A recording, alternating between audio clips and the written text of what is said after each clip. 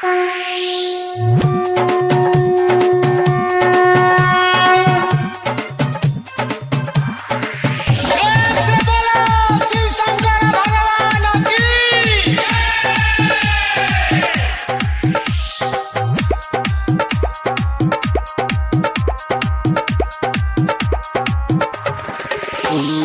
बगीचा में गेलौं फूल तोड़ी तोड़ी लेलौं। सुंदर बगीचा में गेलौं फूल तोड़ी तोड़ी लेलौं।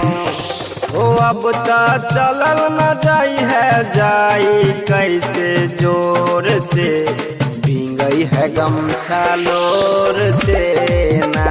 ओ बाबा देखी नजरिया एक बेर खोल के भींगई है गमछा लोर से ना।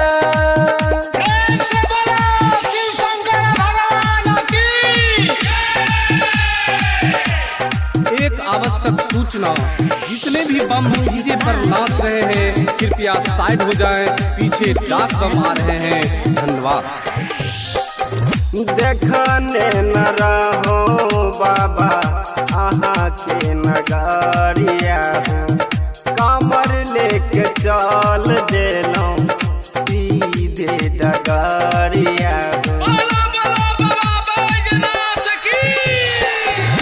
देखने न रहो बाबा आहा के नगरिया हो, कमर लेके चल देलो सीधे डगरिया हो।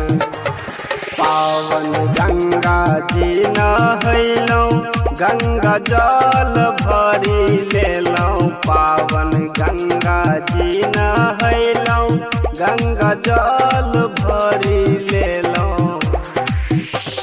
जल आहे पर चढ़ायब जय शिव बोल के भींगई है गमछा लोर से ना।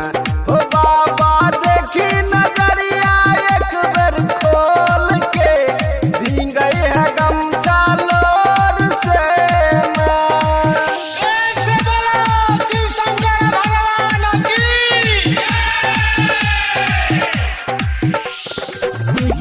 Bhagwati recording studio Chilkauri Budhaura.